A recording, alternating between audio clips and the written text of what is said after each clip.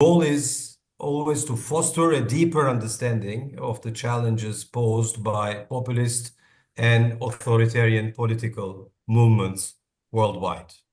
So today, we are convening a special session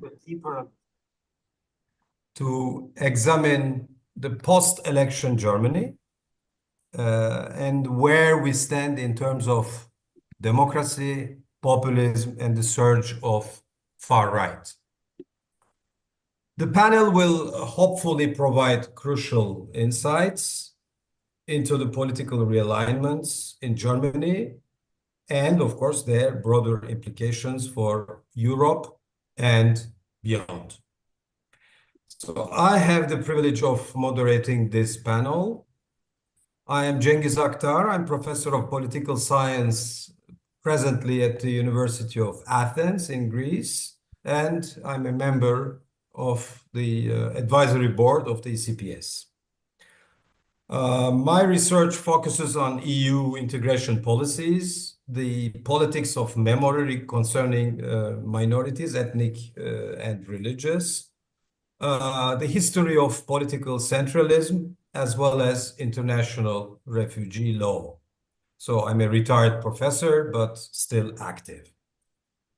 I would like to inform the participants that in line with ECPS's dedication to knowledge dissemination, a detailed panel report will be written, and the video recording of this the discussion will be made available in our website and the YouTube channel. So these resources obviously serve as valuable references for scholars, students, policymakers, and the wider public seeking to understand contemporary threats to democracy. German elections. Well, they probably never made the news headlines around the world, or at least in Europe, as this year's race and consultations. I personally, as an interested but external watcher, have noticed two major tendencies. First, the irresistible rise of Alternative für Deutschland and the gross interference in favor of AfD by American decision makers, be it elected or unelected. You know whom I'm talking about. Well, we will certainly see clearer to these tropisms thanks to our five speakers. So before giving the floor, I would like to remind that we will have a Q&A session, as always. After the completion of the presentations, the participants can write their questions in the chat box or by raising this virtual yellow hand and pose their questions in person. So we will start with Dr. Eric Langenbacher, who is a professor at Georgetown Department of Government. His research focuses on political culture, collective memory, and German and European politics.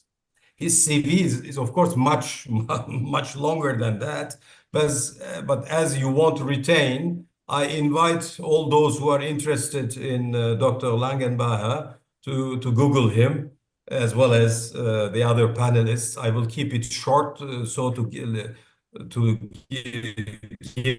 more time for the talks. And the day we are normally expecting our speakers to talk 15 minutes.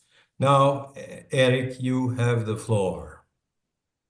Thanks so much. Let me share my screen and let's see. All right, well, it's really a great honor to be invited to this panel today. There's a lot of intellectual firepower on the panel. So I'm going to start by just giving an overview and then a few insights, well, or thoughts, I guess. I'm not sure that we have insights at this point on what's going on with the transatlantic relationship. So first, we'll start with some results. So here are the 2025 results. And you can see in the lighter shade how the parties fared the last time around in 2021. The CSU won this election with 28.6% of the vote.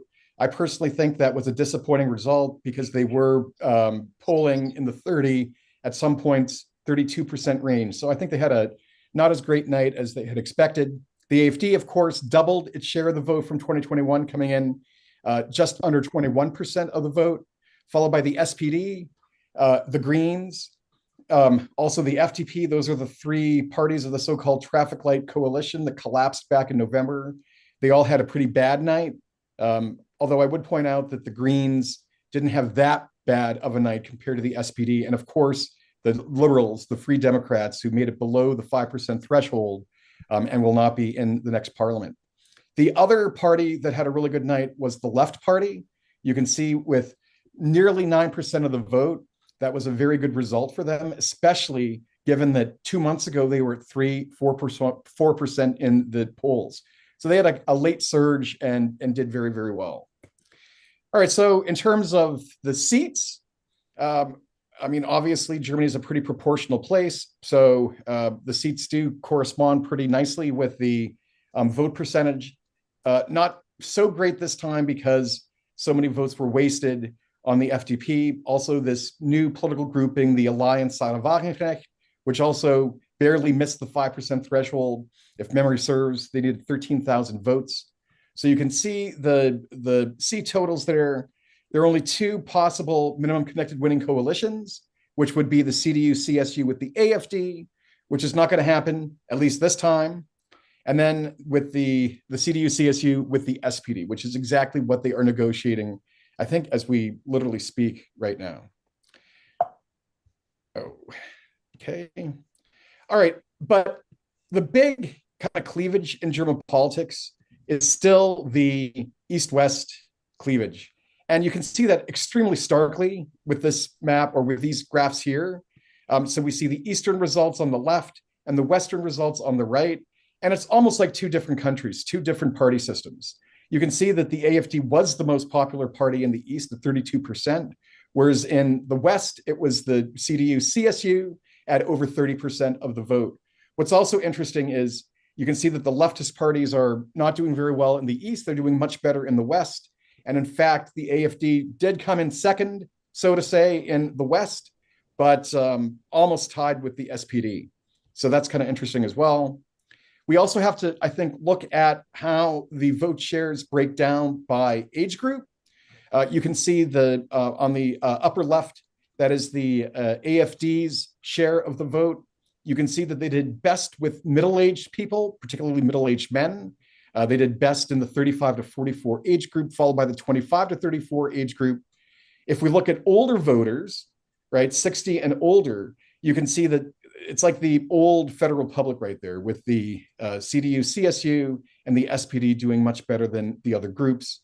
And if we look at the under 25, so the kind of youngest voters, you can see that they actually liked the left party the best with 25% of the vote, followed by the AfD at 21%. And maybe that's something that we can talk about a little later on. I've been getting lots of questions about why the youth vote went the way that it did. This is very different from 2021, where the youth vote was won predominantly by the Greens and by the Liberals, the FDP. So that is definitely something to flag and to discuss a little later on. All right, where did the AfD votes come from? So what's interesting, and this is a pattern that goes back, I know that Hannah and others have thoughts on this as well, but actually it was non-voters, so people who didn't vote the last time in 2021, that they got the most voters from. So 1.8 million. You can see they got over 1 million from the union parties. They got 890,000 from the FDP, and then also 720,000 from the SPD, the Social Democrats. So that, I think, is kind of fascinating. The AfD obviously only lost a few votes, and interestingly to that alliance, Sarah Wagenknecht. I should, I guess, also point out that at, I think, 82.5%, the turnout rate was the highest that Germany's seen since 1987. So it was definitely a very salient, high interest election. All right, so a couple of my takeaways. We have to remember that the AfD has not normalized, or I mean, I should say it has normalized, but it hasn't de-radicalized. And I think that especially on foreign policy, the party's way outside of the mainstream consensus in terms of support for Russia, et cetera. And then, of course, they're also pretty hardcore when it comes to migration, although the other parties have started to adjust and move to the right when it comes to policy in that area. Again, it was the second most popular choice behind the left among young voters. And so that could be cause for concern. It's also true that with the left party, these two kind of like right-wing and left-wing extremist parties have a blocking minority in the Bundestag, which will make it very difficult to do anything that requires a supermajority, like amend the Constitution.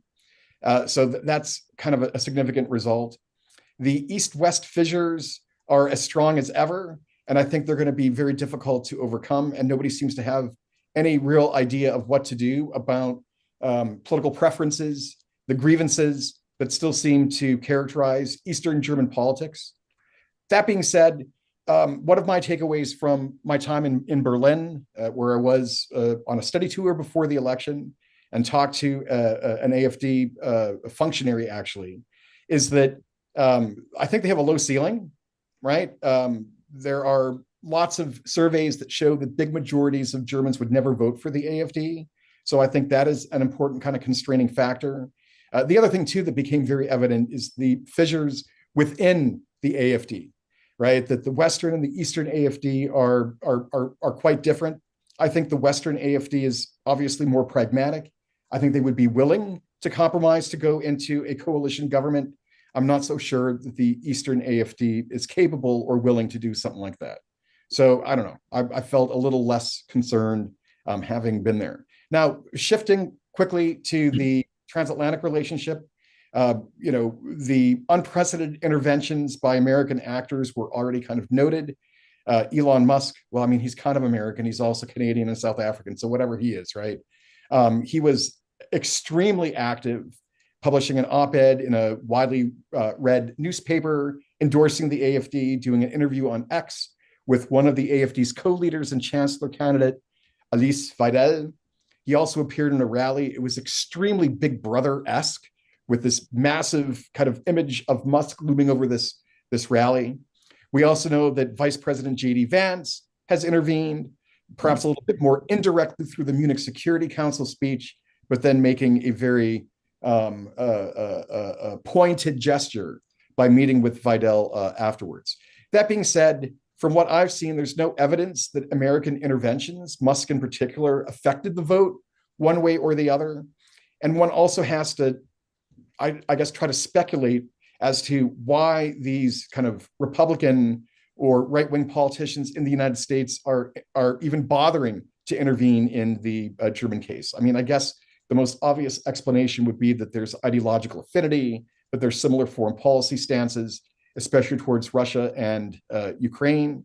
But I don't know, one of the things that surprised me, if you look at the AfD's rhetoric, if you look at their political platform, they're not particularly supportive of the United States or America writ large.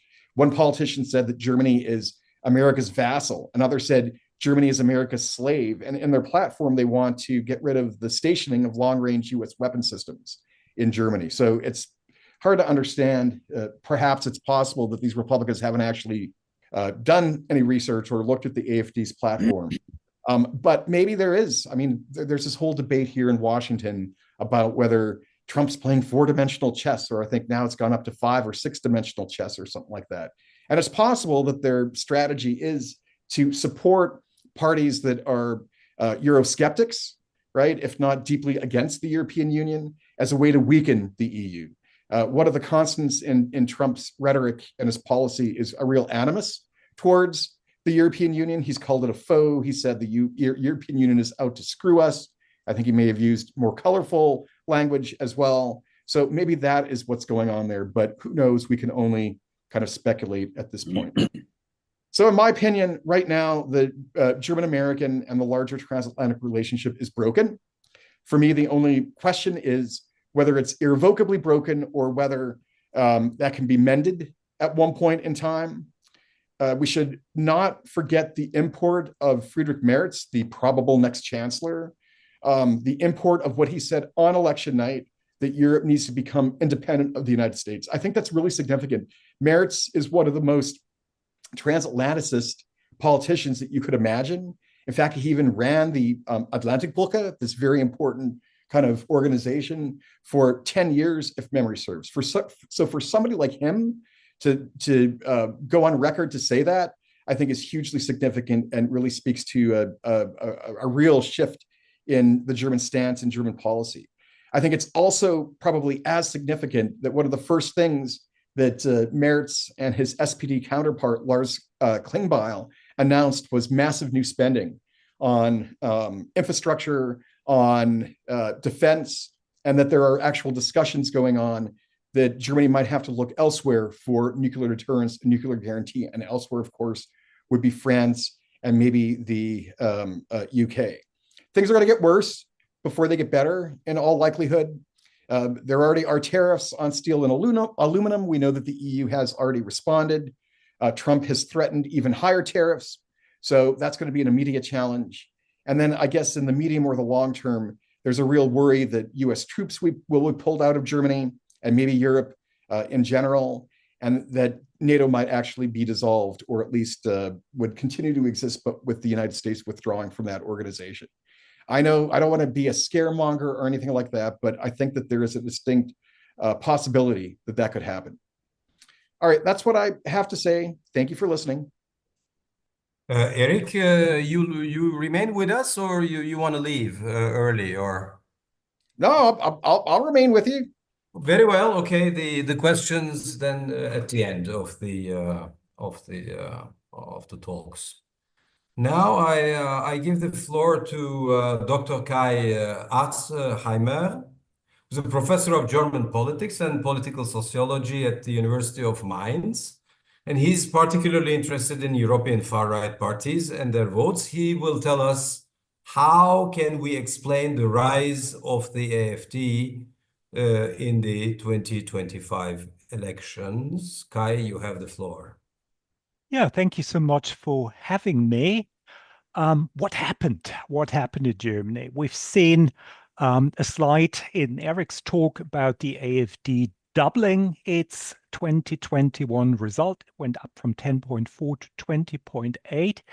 But as Eric already mentioned, turnout was super high. And so if you look at the absolute numbers, it's actually much worse. They managed to increase the number of votes by 147%. It's quite an achievement, 5.5 million additional votes. And the question I'm trying to address is how is this possible? How did they manage to mobilize so many additional voters? And of course, all the explanations you have heard so far start with this map, which is really quite striking. It looks like we're still back in 1946 or so, Germany divided more or less in 4 zones. And of course, what really stands out is the former GDR in light blue. This map shows the strongest party in each of the 299 districts and the AfD result in the eastern states, with the exception of Berlin, which is sort of an honorary member of the Club Western States. With the exception of Berlin, it's totally through the roof. So more than 30% in all eastern states, more than 37% in Saxony-Anhalt, and Thuringia. So here in the south of the former GDR, and up to 47% of the vote in their core strongholds in Saxony, where the party has become totally dominant, really domineering any sort of political discourse. But this map is still misleading for a number of reasons. And perhaps the most important of these reasons is quite obvious from the size of these districts. You can see that you have really large parcels of land here, and that is because there is not much population living in the former GDR. They make up just 1/6 of the total electorate in Germany and are responsible for just about 1/4 of the total AfD vote. And that's actually down. It was 1/3 of the total AfD vote back in 21.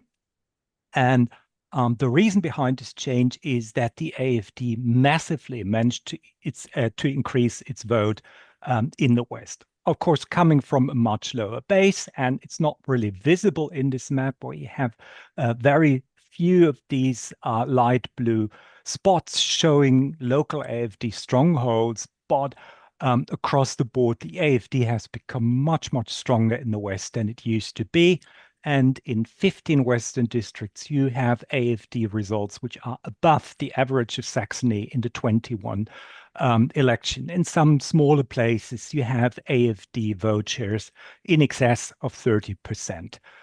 Even in the vicinity of Mainz, which is a left liberal hotspot, but if you take your car and drive 30 miles out of the city, you come to villages in the countryside where the AfD is really, really strong in the old Southwest.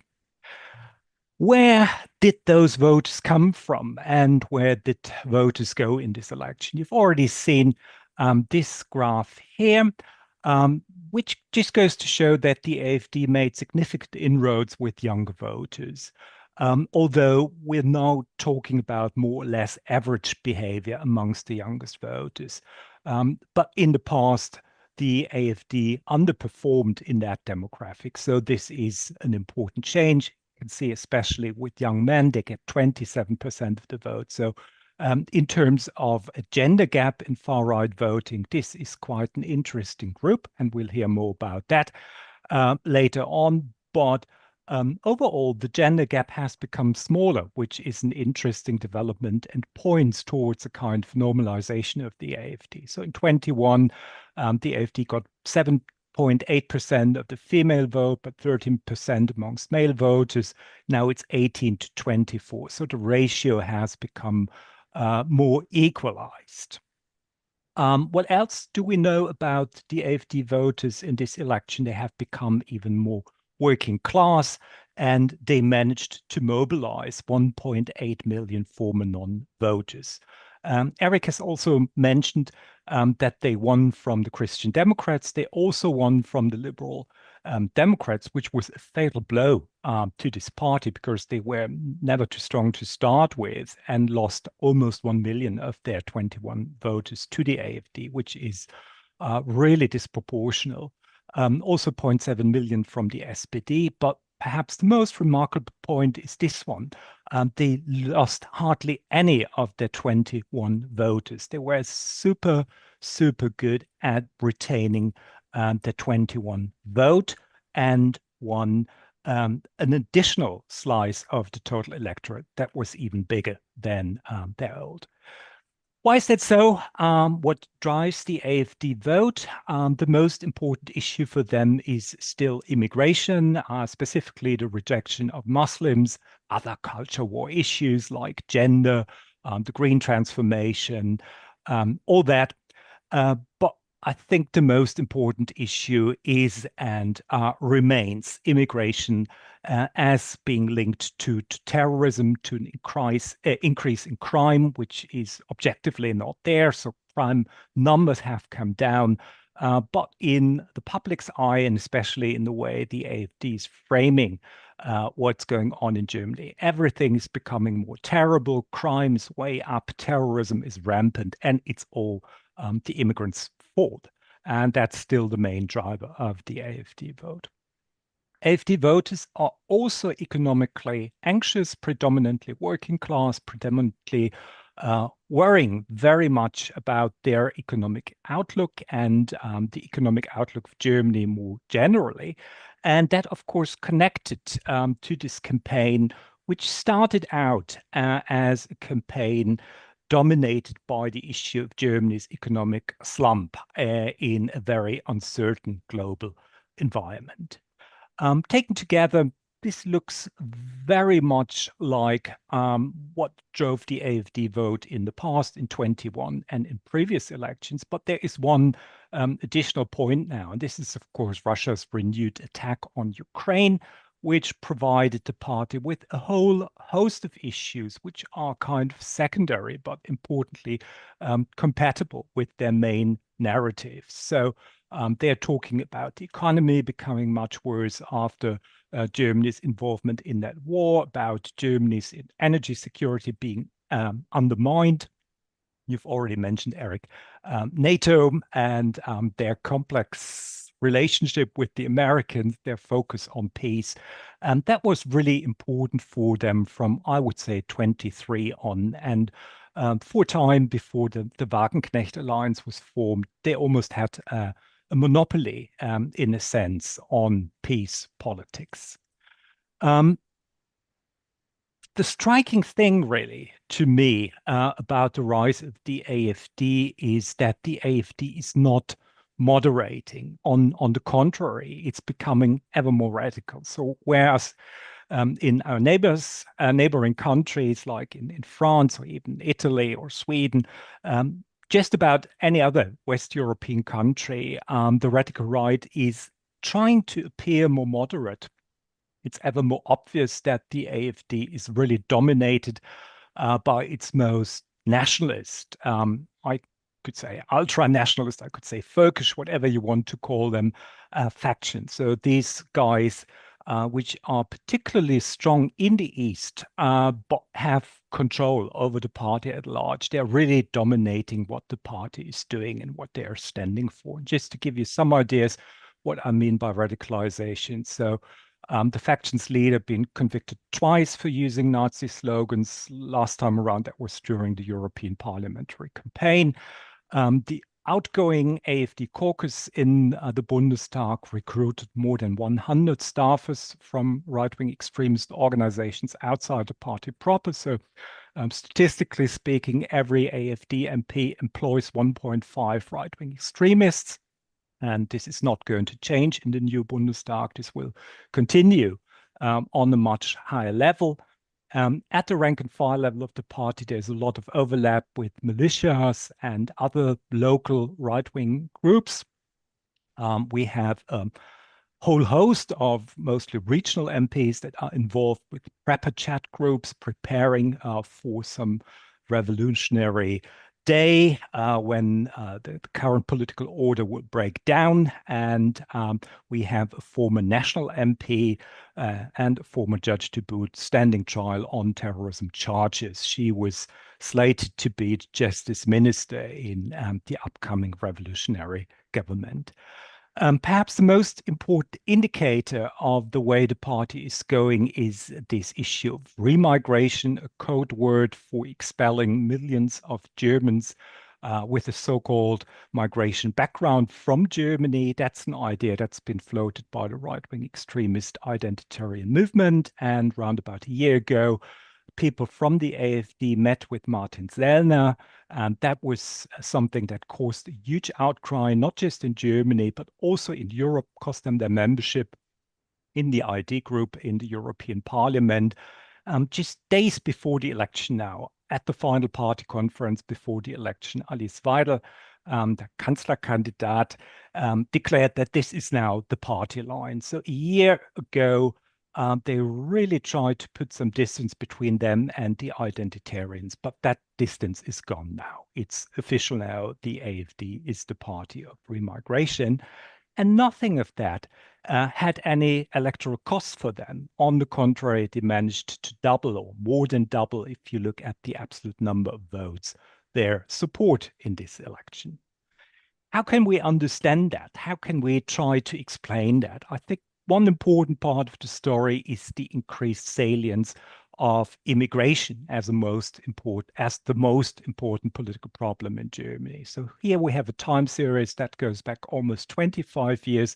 It's from the Politbarometer survey, and you can see that immigration was briefly salient in the early 2010s. Then you have this massive boost here. That's, of course, the so-called asylum or migration crisis in Europe.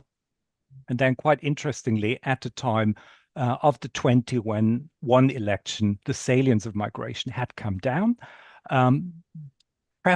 Policy preferences on migration did not really change during this period. We know that from the Glass studies, but the salience has come down.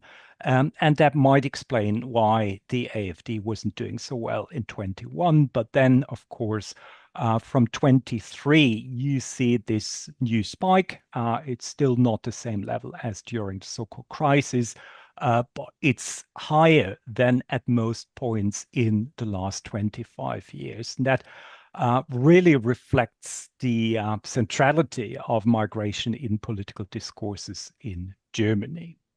Of course, there were also some real-time, real-world events driving up these figures. There was a very long, very public conflict between the federal government, the state governments, and local governments about the funding for housing of Ukrainians fleeing to Germany. A very large number arrived in 2022 and 23. Housing them wasn't that expensive. So they were basically talking about millions of euros, which is a lot of money for me and you, but not for the federal government. I think it was totally unnecessary to let this conflict fester for so long. But that was probably not the main driver of this increased salience. What also contributed were the center-right parties, so the Christian Democrats, but also the FDP from inside the government copying the AfD's rhetoric and their talking points.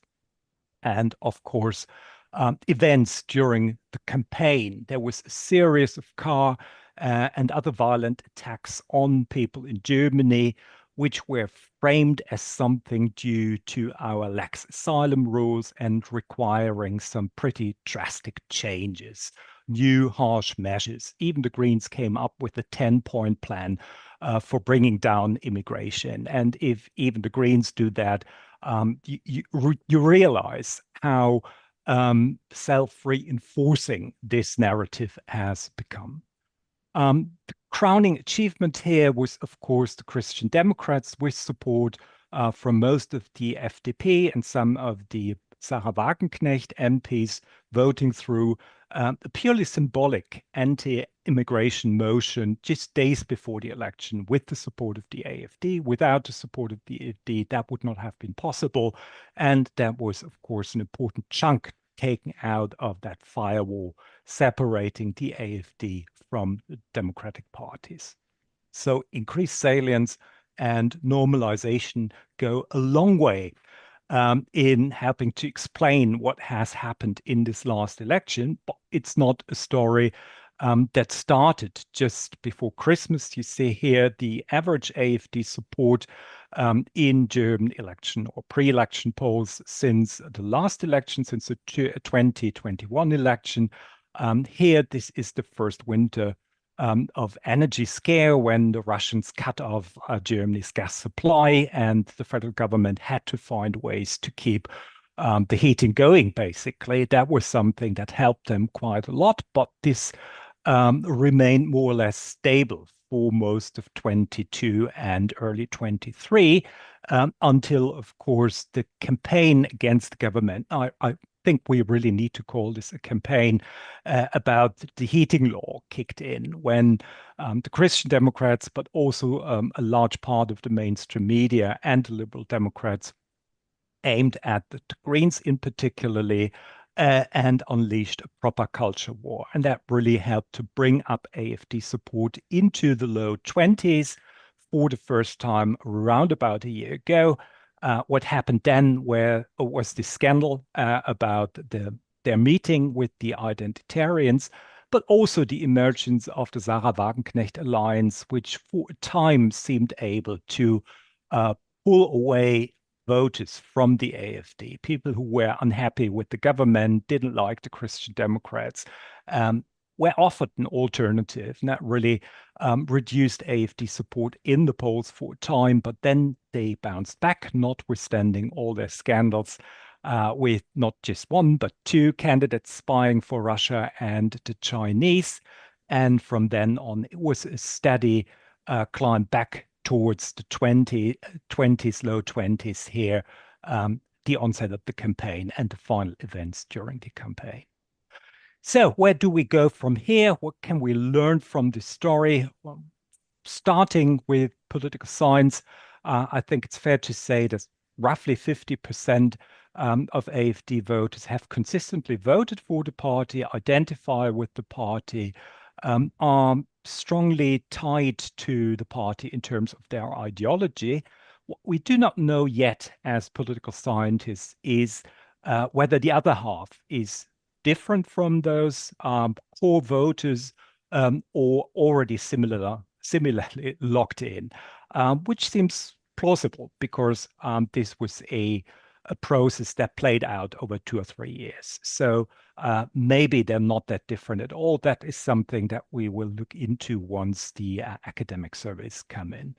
A second, more political question is, can we as scientists and citizens, can we do something about the erosion of this norm of inclusion, the so-called firewall?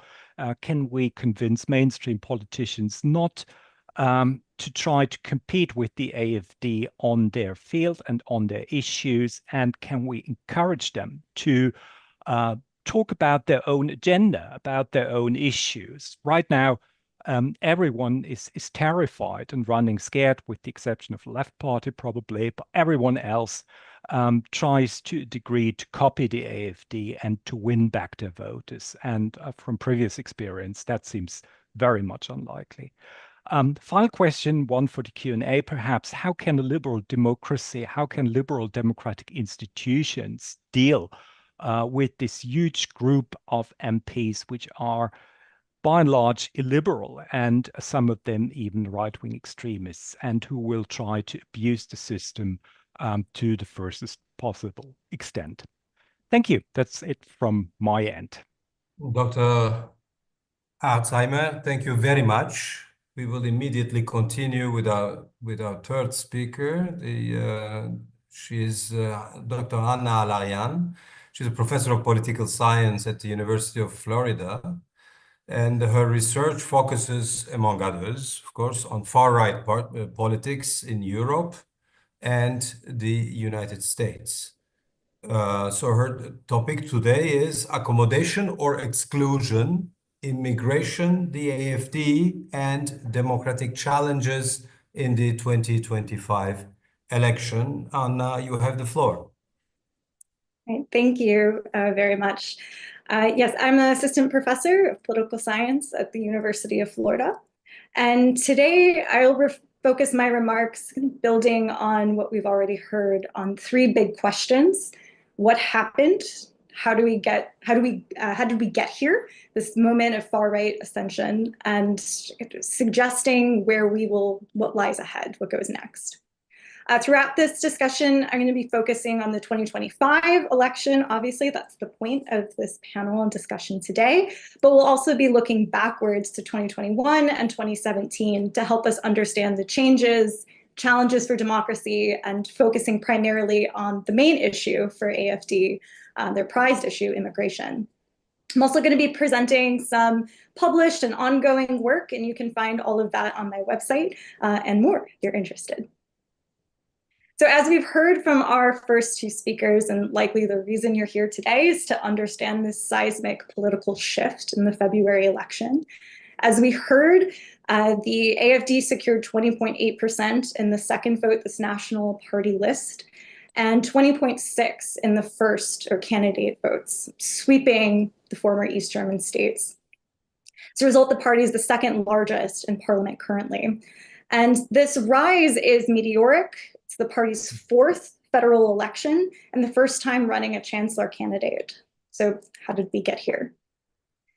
The success, as we heard, comes after a slight dip in the last election, which at the time many of us considered a significant loss for the party. This is important, this doubling, as we heard, but so is the spread of the party in direct mandated seats in the first vote. AfD's first entry into parliament came with 3 direct mandated seats. The second expanded into new seats and new states by a factor of 5. And now we're at a point at which the party won more seats than it could even seat due to proportionality in the new electoral law. So winning 46, but only able to seat 42. So how did we get here? A successful far-right party was long thought to be impossible in post-war Germany. And now we have one as the largest opposition party in parliament. So Let's first consider the electorate, what we consider voter demand for far-right populism. And what I might argue is that this election result was not necessarily entirely surprising. The polling for the AfD, as we heard from Kai, has been on the rise the last 2 years and was roughly what we expected by opinion polling here. It's been fairly consistent. And so the die may have already been cast for this AfD's success in this election in the last election. So why? Let's time travel back to 2021 and take the most important issue for AfD support, which was immigration. And now here in this 2021 election, there was kind of an expectation, and we heard this slightly here with Kai's presentation, that immigration wasn't that salient, it wasn't that important. We were at a point at which we were experiencing this multiple crisis era of the COVID pandemic. We saw catastrophic flooding and increasing attention to climate change with the Fridays for Future movement. But nevertheless, there were clear signs that the main policy issue for the AfD, immigration, was still very much on the minds of the German electorate. So here, looking at the main issue of importance, here we saw that even though immigration salience in the media and in these crises decreased in the months preceding the 2021 election, the share of the German electorate who reported immigration as one of the most important issues facing Germany remained high.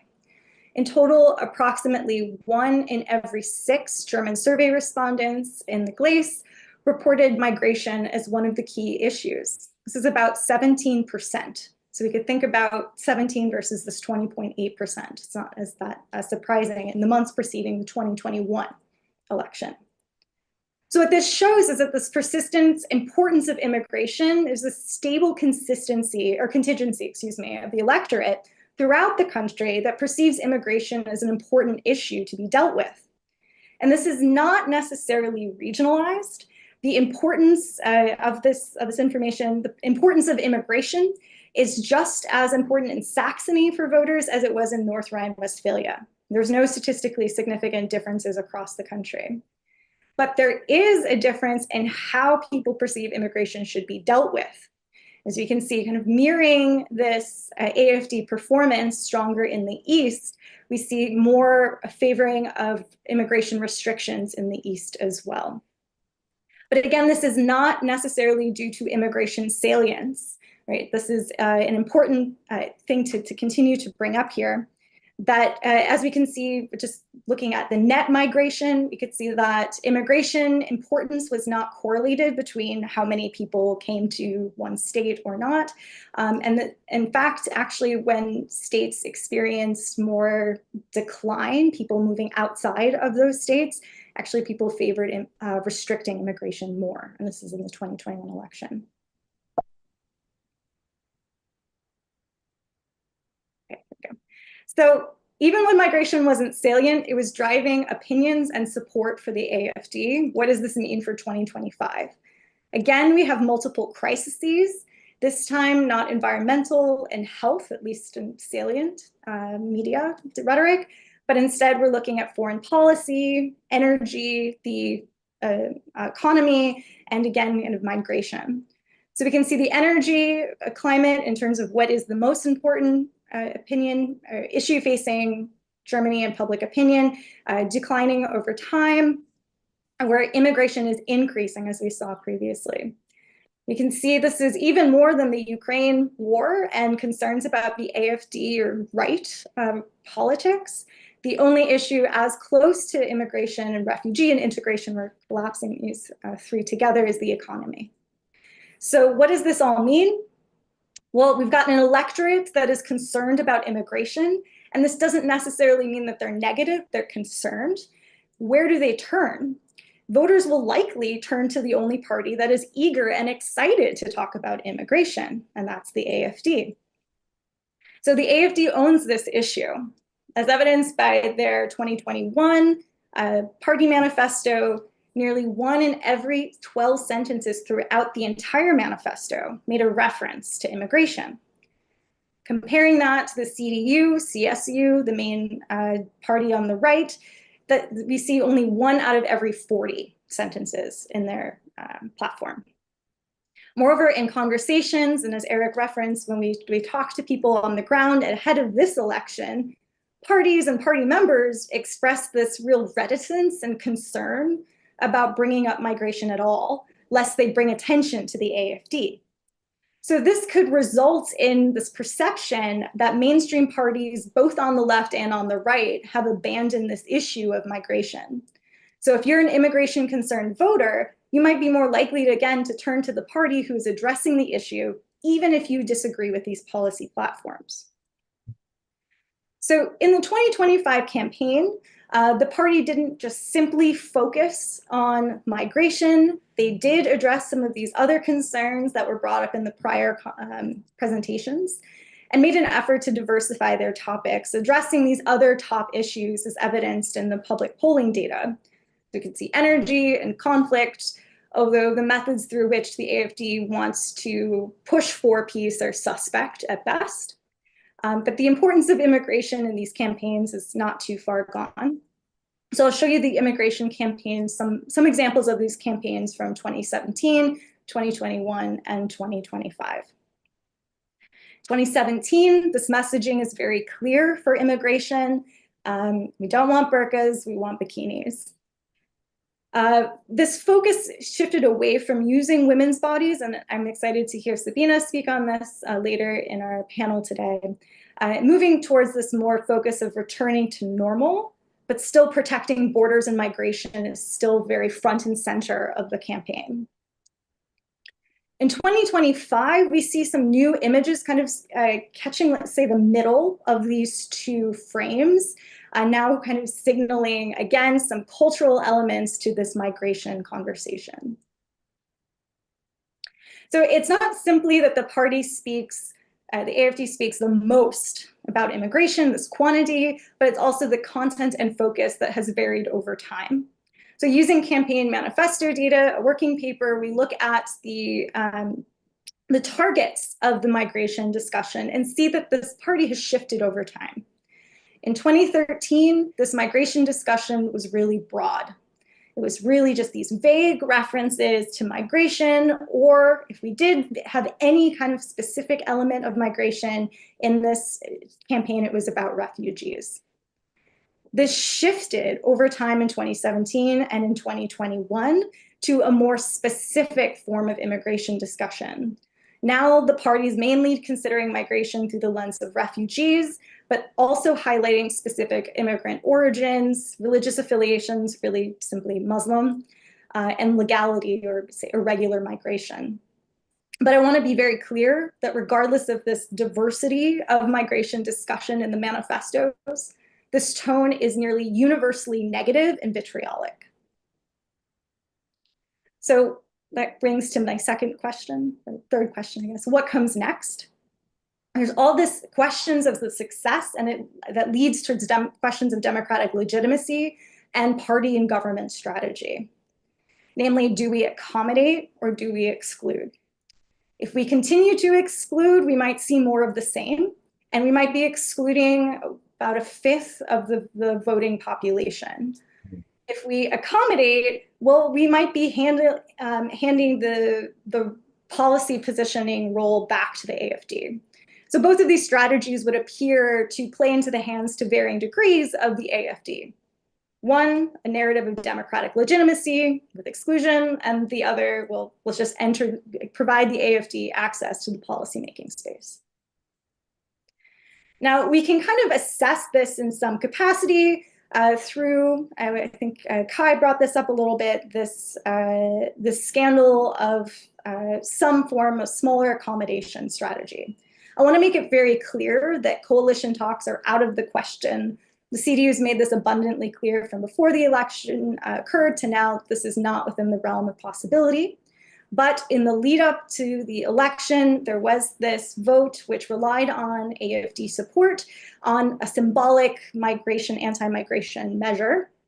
And this did seem to shake up politics, at least in Berlin, where we did see protests, and we did see these protests across the country against this, saying you are collaborating with the party, with the AfD, and now we, the people, will be the firewall. Well, this allows us to kind of assess, well, did this more symbolic form of accommodation work? Could this be a strategy moving forward to do smaller elements so that we can cripple the AFD in future elections or through governance? I assessed this with a co-author on a survey experiment right between the scandal and right before the election occurred to see, well, when you're exposed, you're aware that this happened, this accommodation happened. Will you be more satisfied with democracy? Will it change any attitudes or vote choice? And for all intents and purposes, the strategy did not work. The answer is no. Big takeaway, it did not change one's attitudes towards democracy. You weren't more satisfied if you know that, well, there's no longer this firewall potentially in smaller forms. Didn't change your attitudes towards immigration, who you'd vote for, even who you liked. So the big takeaway from this is any form of accommodation or collaboration has the potential to lose a lot, especially in political capital, with very little to gain, with nothing to gain, essentially, in this case. Yet to be fair, continued exclusion didn't really seem to do anything either, kind of using this as an additional test where you show participants, the firewall is very strong, they will be continued to exclude. Sees nothing really moved here either. So the larger argument is that more than symbolic gestures might be needed. There's also this argument of adaptation. What if the center-right parties move to the right on this issue of migration to gain policy support? And we have great evidence from Tarek Abushadi and Rafaela Danziger saying, no, this also doesn't work. In some other work, kind of looking across Europe, we see even if parties start to talk like the AFD or the far right on migration broadly, they can't pull voters away from these parties. So what do? We've seen kind of versions of this figure before. We know voter turnout was the highest, it was historic, and most of these new voters came from previous non-voters. This could be an opportunity. It could mean that parties can focus on mobilizing these new voters. Again, we have yet to see whether they have been crystallized in the AFD base, but they could do so without competing on the far right's terms. So what do? What's the big takeaway here? This AFD win was historic, and we shouldn't ignore the legacy of immigration concerns that is growing in its wake. So parties should address this issue of migration, not by endorsing policy or even accommodating policy. We know this doesn't work, but potentially by offering an alternative to the alternative without exiting the migration space entirely, while also simultaneously addressing the real socioeconomic and demographic concerns of these potential voters. With that, I'll conclude. Thank you very much. Thank you, Anna. We immediately go to the fourth presentation, which will be delivered by Dr. Konrad Ziller, who is an assistant professor at the Department of Political Science at the University of Duisburg, Essen.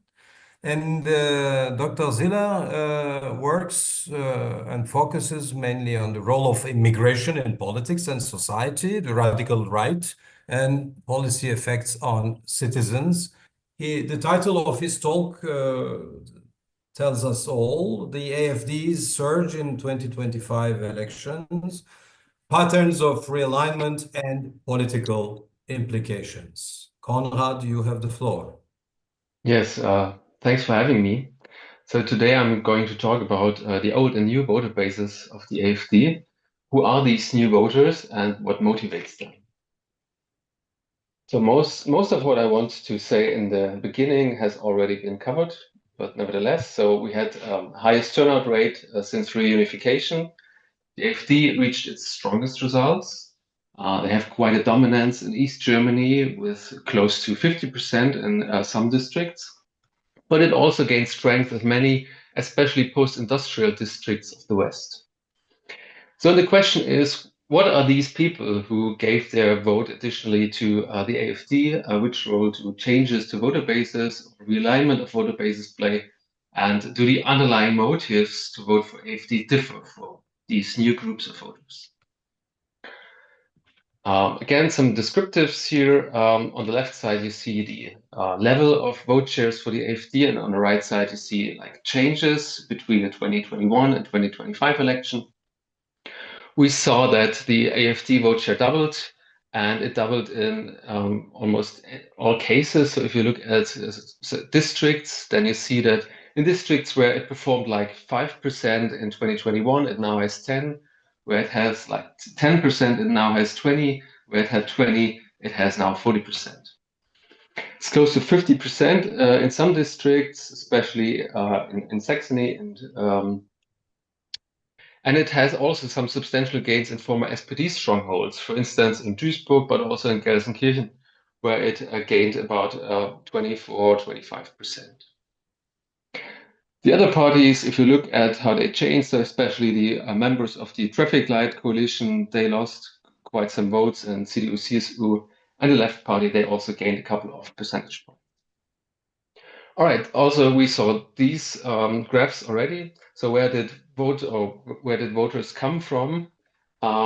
Most of them are previous non-voters. Second largest are from Conservative and the Liberal Party, and the third are from Social Democrats.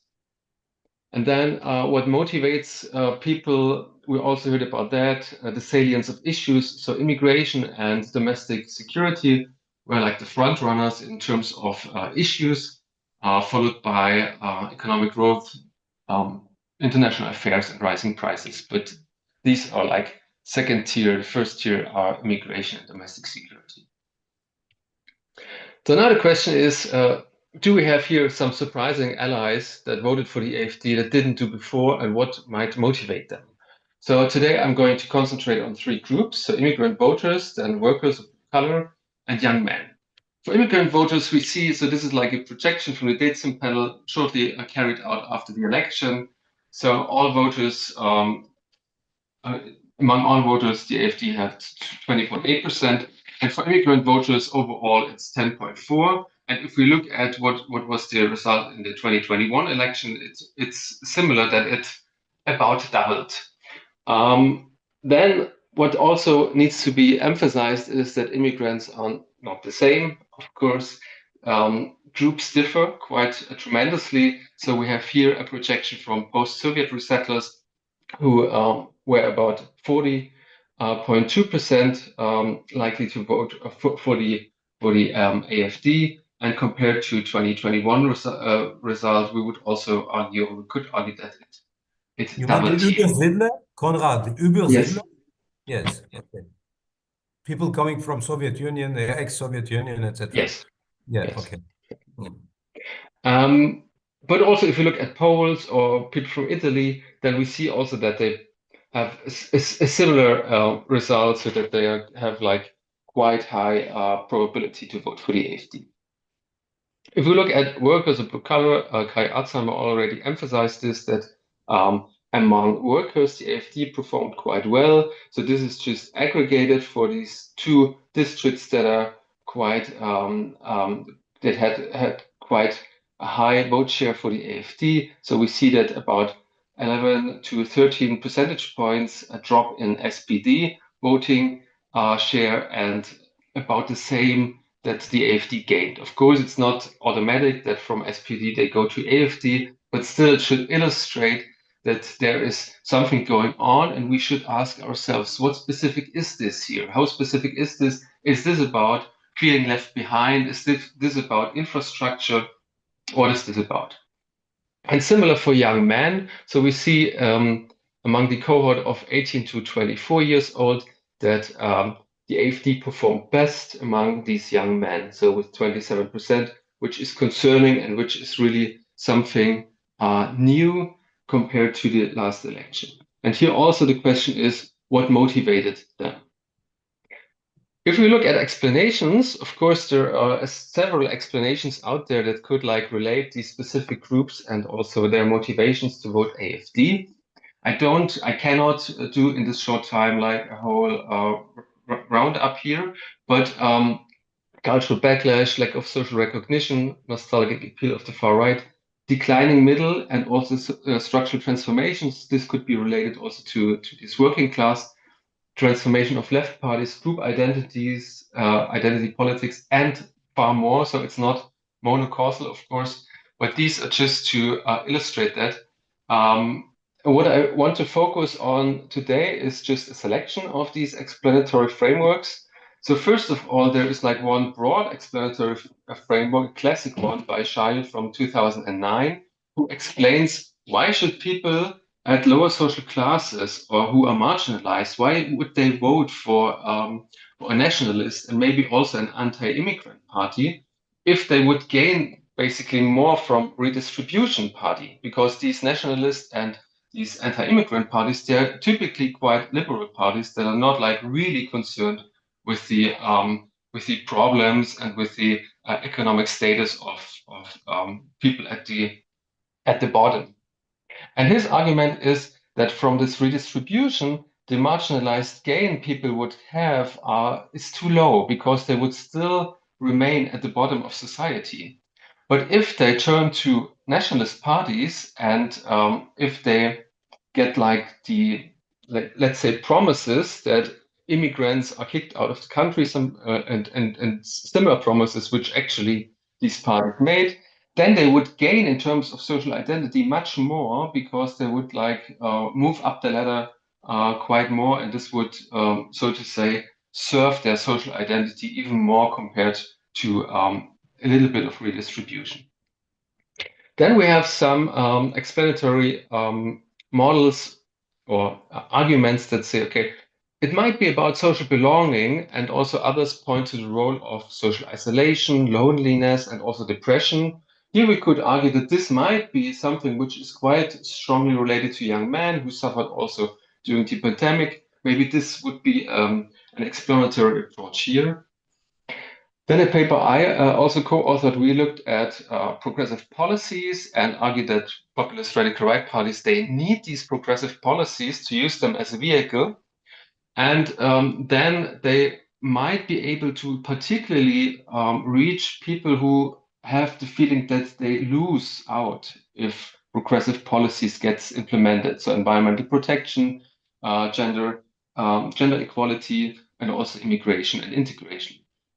What we find in this article is that it's not so much that specific segments of society, they get attracted if the combination of populist parties and progressive policies are there, but that this is more a universal pattern that different segments of the society have or develop similarly when these developments happen.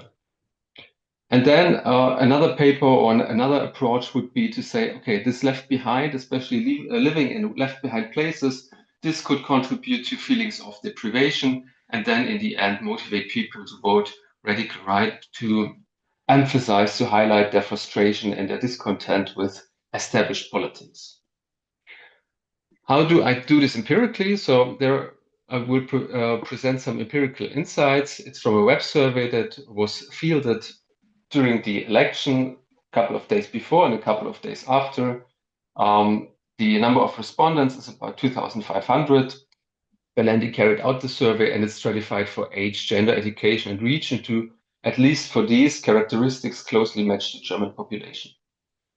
So what we asked is, which party do you generally lean towards? So not which party you would vote for or voted for, but which party you lean towards or identify, so to say. And what we see here is that this closely resembles what also happened in the election. So CSU a bit more than 25, about 25%, then SPD 19, Greens 13%, FDP and BSV single digits, Die Linke similar to what they had, and also AfD 21%, which is quite close to what we saw in the election. If we look at how many people or how many respondents are there, it's about 450 people who said that they lean towards the AfD in this survey. So if we look then at some of these explanatory factors that could determine AfD vote, I clustered them to social integration, where I have a measure of satisfaction with neighborhood and social trust. Then threat perceptions, that is that you don't want to have a Muslim as a neighbor. And then the item that traditions are specifically important compared to progress in society. And then also two indicators of the feeling of being left behind. I mean, East German, it's not really, it's an aggregated indicator that is not like really left behind, but still it runs under the same heading. But what I will focus on is the share of old people in the district, because this is something which indicates to what extent young people moved away and left behind basically those who are still there, old people and people of low education typically. A couple of control variables too. And so just to be clear, these left behind indicators, they are macro level indicators that I added to the survey because it's geocoded. So what we see here, and all these continuous variables are standardized so that we also could compare here the effect size. What we see is that social trust, so people who say they don't trust other people, they or if they trust other people, then they are less likely to vote for the AfD. If people don't want Muslim as neighbors and think that traditions are important, then they also are more likely to vote for the AfD. And then people who live in left behind regions, they're also more likely to vote for AfD.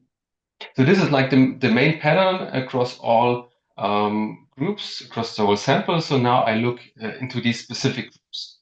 So if you look at immigrant voters, we see that the social integration measures are not that important here, but that we see that also the threat perceptions, including not wanting Muslims as neighbors, that these are significant predictors of AfD vote. And unemployment here is also something that turned out to be really important. So if immigrants are not integrated in the labor market, they are more likely to say that they lean towards AfD. If we look at workers blue collar, this is like unemployed and people who are marginally employed. So because I don't have like original information on occupation here in this survey, but if we look at them, then we see that also here this threat perception is very important and gives like a high coefficient estimate. Also, the share of old people in the district, so this left behind indicator. And if we look at young men, it's a similar story basically, because also we see here that threat perception, so and Islamophobia, and also the feeling, or not the feeling, but living in a left behind place is also relevant here. So in the end, what we see here is that the pattern in terms of motivation are strikingly similar across these groups, where we could argue they might be motivated by different underlying mechanisms. So to conclude this, the new voter bases, they differ little in terms of motives from the traditional AfD voters, where we know that especially the feeling of being left behind, but also this cultural threat and anti-immigration stances, that they are most important driving factors. Anti-immigration as a topic, as an issue, worked well for the AfD with little and no counter strategies from mainstream parties. We heard about this before also, but it's mirrored in the individual level mechanisms, where we see that, for instance, Islamophobia, anti-immigrant stances, anti-progressiveness stances, that they can also even reach people who themselves has an immigration background. And an investment in left behind places, because we also saw that this is like an important factor still here, also for these for voters in general, but also these new segments of voters. An investment in left behind places may serve as a strategy to regain trust from disenchanted voters. We see that the CDU, CSU, and also the SPD, they today debate this in the parliament. Their plans for a special money to invest in infrastructure. But the question that really remains is, can we unring the bell once these hidden preferences are unlocked? Because this is like also a main driver, or seen as a main driver, that it's not so much that AfD really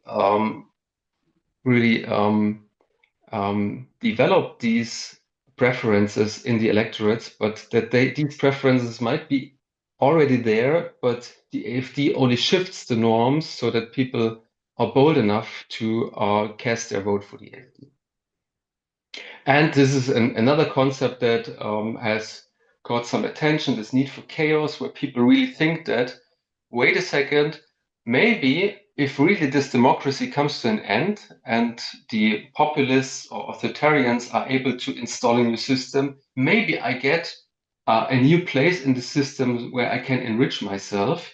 So this need for chaos concept that might be preferences we haven't looked at so much at the moment, but what also I and co-authors do increasingly, this is something we should think about, and also think about what we can do to counteract this. Thank you for your attention. Thank you, Konrad.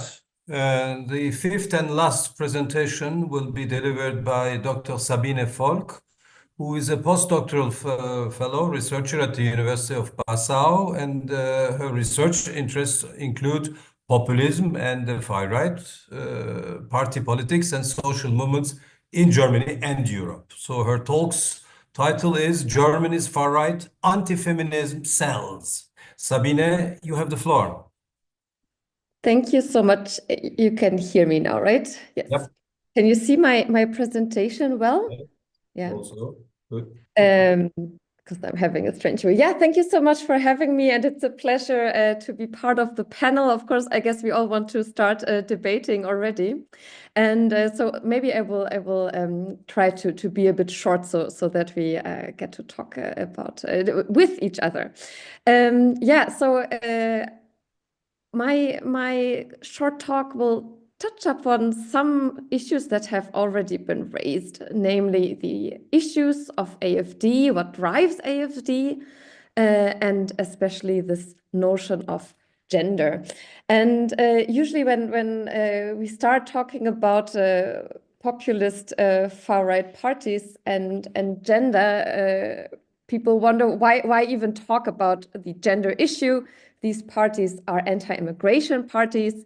Konrad just showed, and Hannah before him as well, that it was really the issue of immigration driving this election campaign, and immigration is still the issue that AfD really capitalizes upon. Yeah, and yet looking into what AfD says in its manifestos and what AfD says on social media, and also looking back into the very beginnings of AfD, we see that this notion of gender was important from the very beginning, even though AfD started out as this anti-immigration and Eurosceptic actor, right? So my argument overall is that gender issues related to gender equality, gender diversity are getting much more prominent within AfD's political agenda.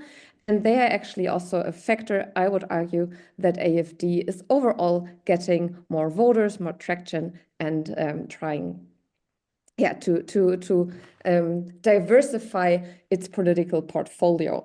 And here on the slide, I just show to illustrate this claim that gender has been important from the very beginning. I show this Facebook post from 2013, and who would have thought AfD was already claiming, and back then really an anti-EU, anti-Euro actor, and they were already claiming, stop the gender madness, simple truth, men and women are different. And to some extent, we can actually say that the tone has not changed so much since then. So as party scholars, when we look at gender and the far right, we can take somewhat two different axes, right? We can look at actors and we can look at ideologies. My focus later will be on idea and meaning making about gender, but very quickly to say something about gender, and this is what Kai already mentioned, this gender gap in AfD voting, right? So this is in that sense the 6%, so it's still considerable gender gap also now in these elections, yet as Kai also mentioned, it is getting smaller, and still this really makes AfD also a somewhat typical populist radical right or far right party in the European context, where this gender gap is characteristic. Yeah, so in that way, AfD remains what Mutter once called a men's party, right? Mostly voted by men, but the amount of women voting AfD is ever increasing as well. And the key explanatory factor of why women also vote for AfD is not really so much related to AFD's politics of gender. Why would they be? It's actually also related to AFD's politics on immigration. Another way to look at this so-called gender gap in the far right is, of course, to look at actors themselves. And here we see this even more pronounced. Yeah. AFD claims to have around 19% of female members, so supporters. And then somewhat the higher we get up in this party hierarchy, women tend to be less and less represented. That is, of course, a typical phenomenon among parties, all parties that we have, yeah, that less women are active and less women are in leading positions. But in AFD, this phenomenon is particularly strongly pronounced. So in this new huge mega delegation that AFD will be sending to the German Bundestag, so around 150 people, we find only around 11.8% of women. So this will also really importantly impact the representation of women in the Bundestag overall. Yeah, the new Bundestag is going to be less diverse and more male dominated. And yet AFD, and this is also part of what makes that party interesting in some way, it is ambivalent when it comes to gender and even when it comes to this gender gap, since of course it's a main public face that has been so much internationally now known through her interactions with Elon Musk in particular, is Alice Weidel. So she is for some years already the co-chair. She is more visible, I would argue, or much more visible than her than the other co-chair, Tino Kruppalla. And she is somewhat an interesting figure in that whole debate, gender equality, gender and sexual diversity, because she lives in a homosexual family, right?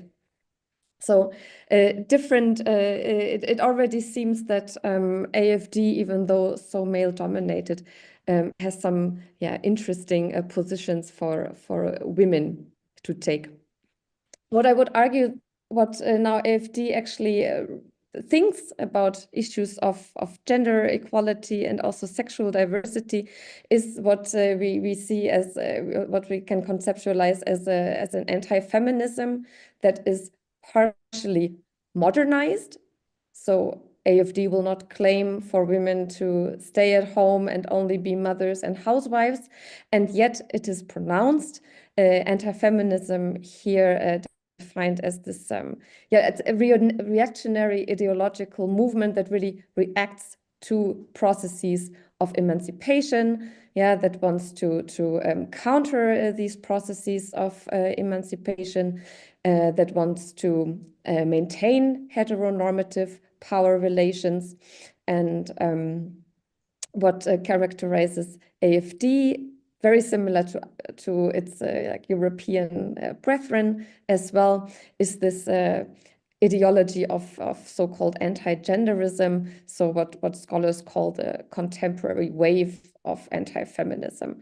Anti-genderism is, of course, a very it's a difficult concept because it takes kind of far-right language and makes it into a scholarly concept. So I would treat it with some care. Yet this is the common denominator for these far-right campaigns against gender that doesn't root in far-right party politics, but that comes from, broadly speaking, civil society organizations, mostly organized in Christian and Christian fundamentalist circles as well. And my point would be that while AFD did not have as many links in the beginning, this is now becoming more and more pronounced. And to just illustrate what the key anti-feminist messages in AFD's broader ideological framework are, I'm listing 3 key points, and Hannah will see that one is missing, and I will say something about it after presenting the slide. So I have done brought a lot of manifesto analysis from over many years of AFD manifesto writing, and also from different levels of the polity. So federal manifestos, regional manifestos, and European manifestos. And what seems to be very clear that, first of all, that this whole gender topic is really important to AFD, yeah, much more so than it is to other European parties. If you look at Rassemblement National, yeah, Marine Le Pen will never write as much about the family and how important it is. Yet this is really a huge topic in AFD, especially on regional level, but also on the national level. And so the core focus is always on family. So we can call this like a familialist ideology, right? And in AFD's ideological profile, a family is defined as a heterosexual family. And this is even in the new manifesto from this year, yeah, saying that, yeah, the family, that's father, mother, and children. Why I say this is interesting is because Alice Weidel, so a homosexual mother of two children, she actually wanted that to be this sentence that I put here on the slide to be excluded from the manifesto. Her slogan is that a family is where children are. Yet she was outvoted by female party members from Saxony. That already points a bit, of course, also in this regional diversity of AFD, right? With somewhat more extreme factions being located in Eastern Germany. The second important element then of this AFD's meaning making around gender sexuality is what in international scholarship we now call trans panic. So very strong anti-diversity stances. Yeah, so the overall the rejection of trans people, trans rights, as well as gender diverse people's rights. And I'm illustrating this here also with an AFD campaign also from Saxony from a bit more than a year ago that created these I will not go into detail. This type of meaning making, of course, painting trans people as a threat to children. And then finally, the third tenet of this AFD's anti-feminism is the mobilization of masculinity, prominently so by key politicians such as Maximilian Krah, who failed somewhat in the European election campaign and is now actually going to the Bundestag without any problem. He has this very famous TikTok account where he sometimes gives dating tips, claiming that, oh, real men are right-wing, they have ideals, they are patriots, and then if you are right-wing, you will work. You will have a girlfriend. So these three tenets, what is missing from this list of AFD's anti-feminism, according to my own analyses, is this issue of female nationalism that Hannah illustrated. So this mobilization of women's rights as part of an anti-Islam agenda, which I would argue has decreased in this particular election campaign in 2024-2025. It has not been part of any party manifesto, and it has also not featured as prominently on mobilization posters. And now just to briefly end, why is AFD taking up this issue of anti-feminism alongside the anti-immigration stance?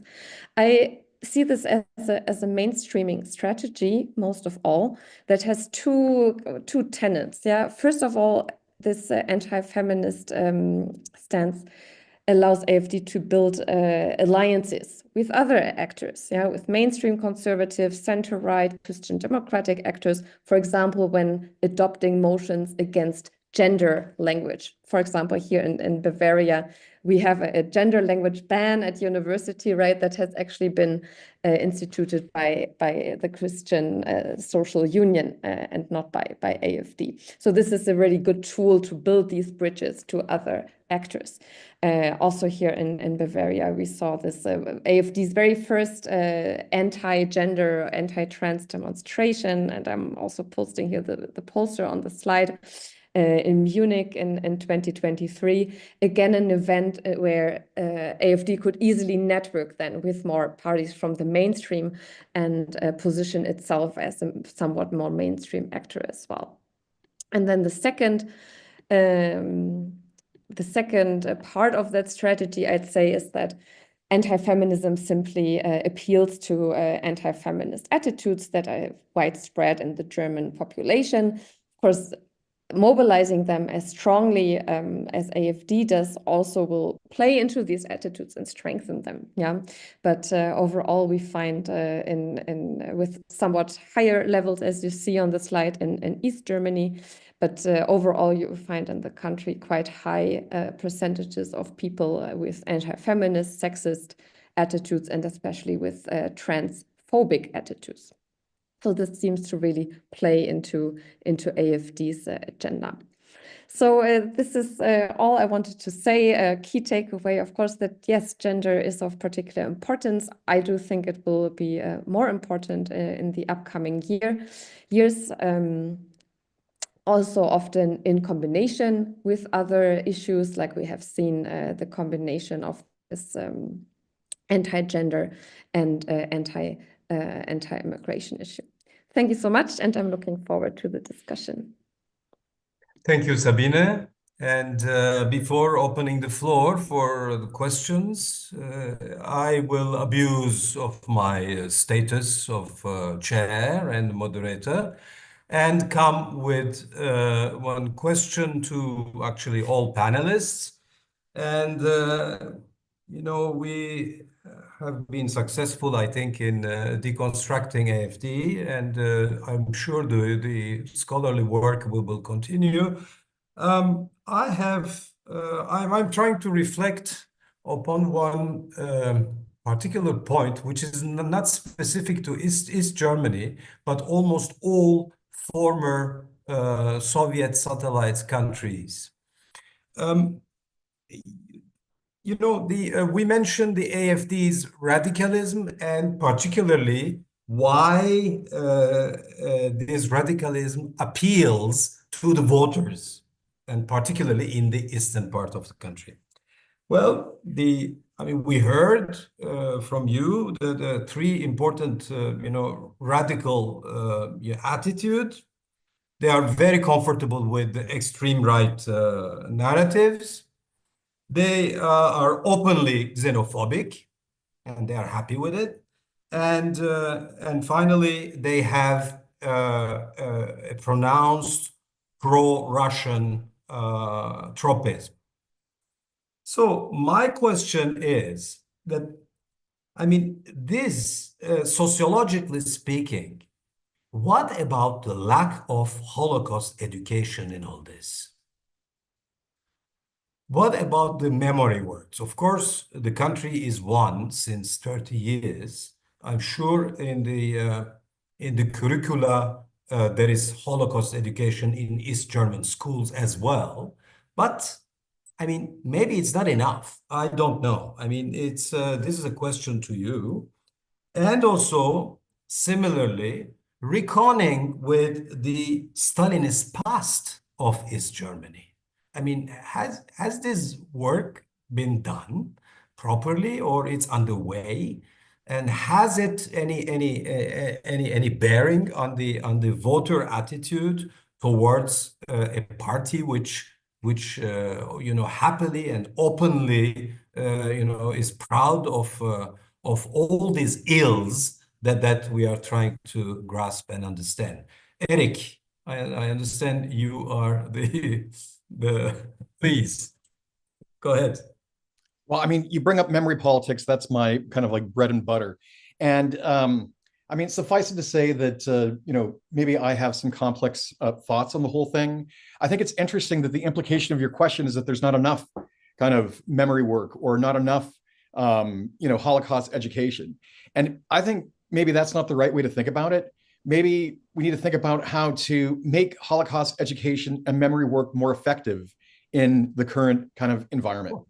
Right. Cool. And I actually think that a lot of the mainstream institutional actors have perhaps erred in kind of doubling down on this kind of stuff. right? And then this also plays into, Germany has this whole system of anti-Semitism commissioners now at the state level. And suffice it to say that there have been some controversies with their kind of efforts that maybe they've overshot when it came to, shutting down pro-Palestinian protests last year and stuff like that. So I actually think that German memory culture is kind of stagnant in this day and age, and it's time to kind of renew it instead of doubling down on what I don't think has been working. It's also true that Holocaust memory does not resonate as much in the East compared to the West. And so that is definitely a consideration. One of the other things is I'm not sure that Holocaust memory resonates as much with Germans with a migration background, which is what, 25, 27% of the population. So I don't know. I really do think it's time to think a little bit more differently, and also not to think that Germany's internationally renowned culture of contrition is going to be the salve and is going to kind of solve a lot of these problems. So I guess those would be my thoughts. Thank you very much, Eric. Unless other panelists would react to it, Kai?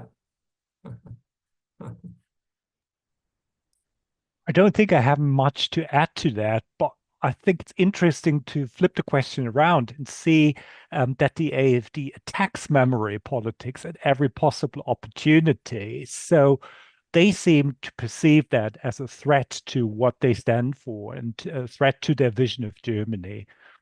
Just a thought from my end. Thank you. Let's continue with the questions. Bülent? Yeah, thank you, Cengiz. Thank you very much for these insightful and thought-provoking presentations. My question is directed to the whole panel. Whoever want to answer, he or she can. The primary driver of the AfD's success is undeniably the issue of immigration and the concerns surrounding it. When we discuss immigrants in Germany, we are referring to millions of people who are directly affected by these political shifts and rhetorics. As political agents and stakeholders in society, what role should immigrants themselves play in response to these developments? What strategies or actions would you recommend for immigrant communities to effectively challenge the rise of exclusionary policies, racism, and anti-immigrant sentiments? Thank you. Who would go for it? I think I can say something about that.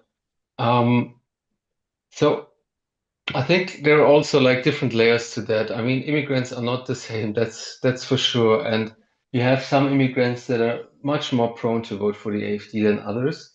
And you have immigrants who would be much more affected by electoral win or even a government of the AfD.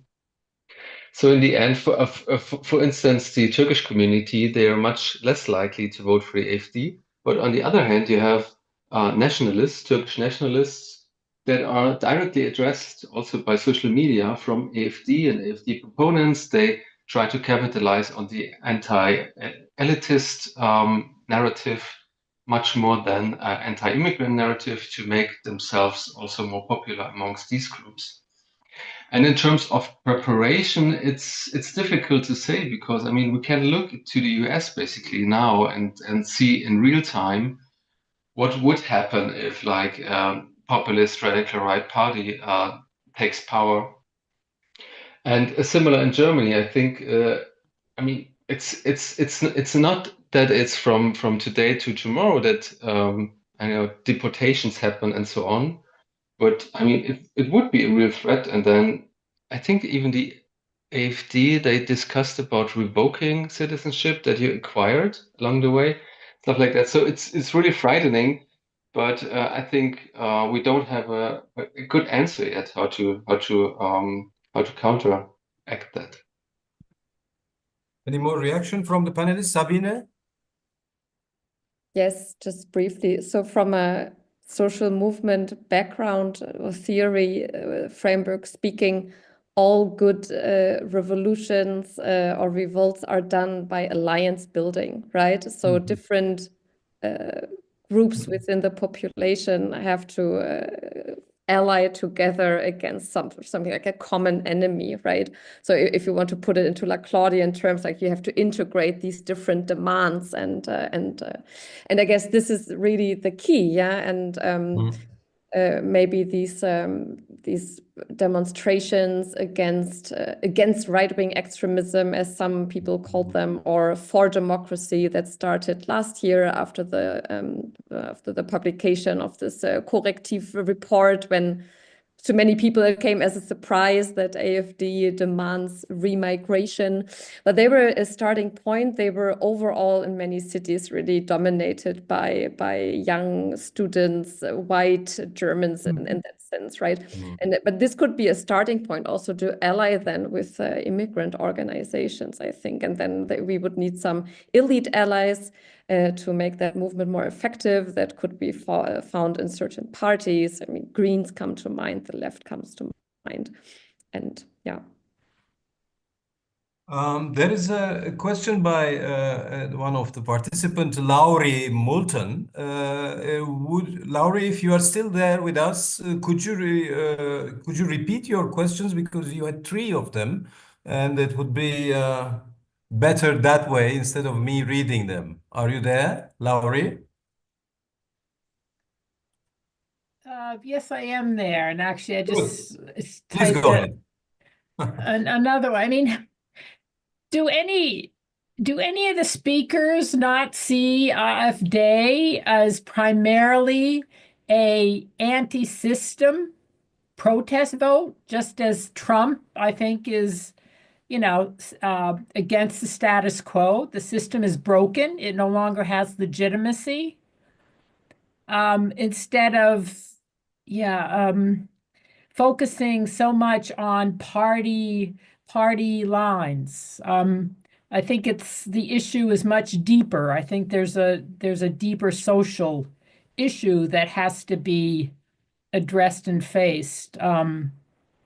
I guess that's the core of my question. I mean, immigration is used as a talking point, but actually the issue is people do not feel happy with their lives, and they look for excuses and scapegoats. And instead of addressing the causes why people are upset, be it unemployment or housing or whatever, or just the feeling that they're disadvantaged, it's easier for both left and right to bat the immigration ball.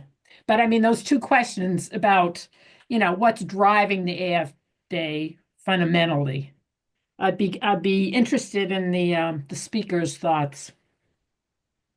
Okay, who would go for it? Kai? Yeah, thank you for the question.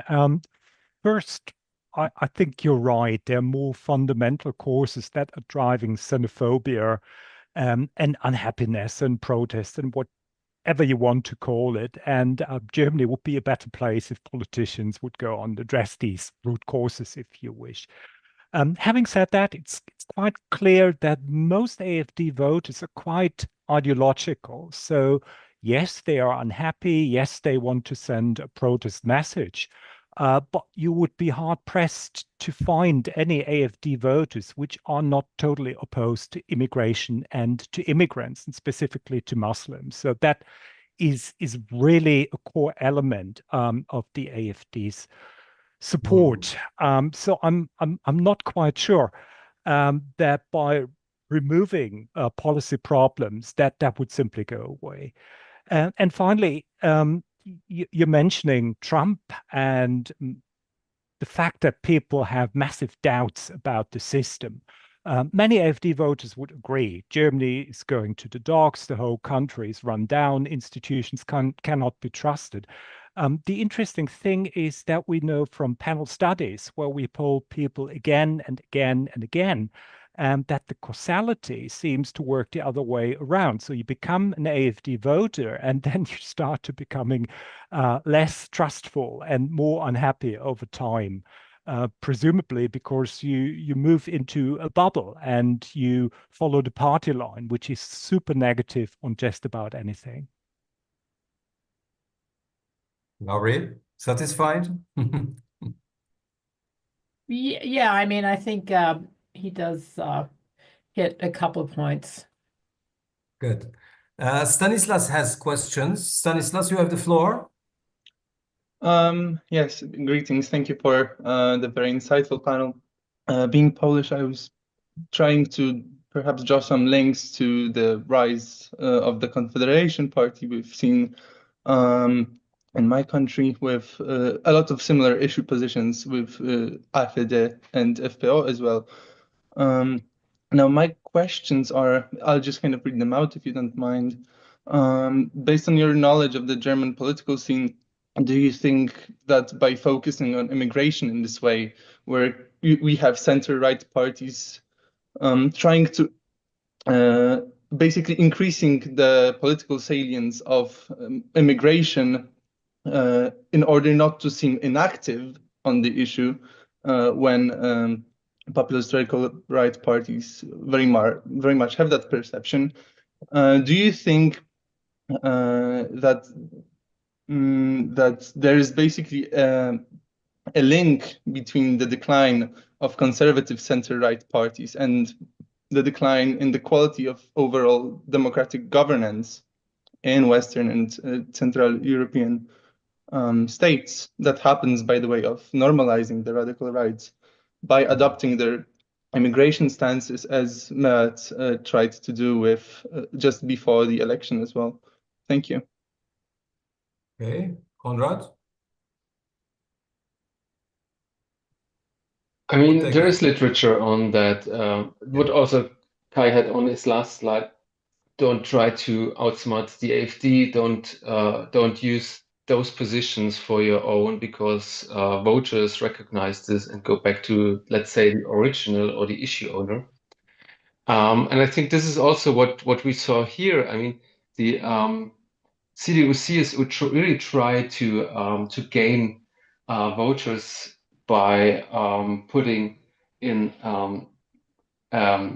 making the Bundestag vote about their resolution about being more tough on the borders. And I think it's what we see, but again, there is like some double bite here because I think it's also not a solution for the CDU-CSU to say, okay, we adopt the green and left stance on this and be pro-immigrant. I mean, so it's really problematic if you really try to out-toughen the AfD. I don't think it works, but by not addressing the topic at all, it also does not work. So one has to come up here really clever and also address social norms and salience and say, okay, how often or do we really have a problem, an immigration problem here? How does it really look like?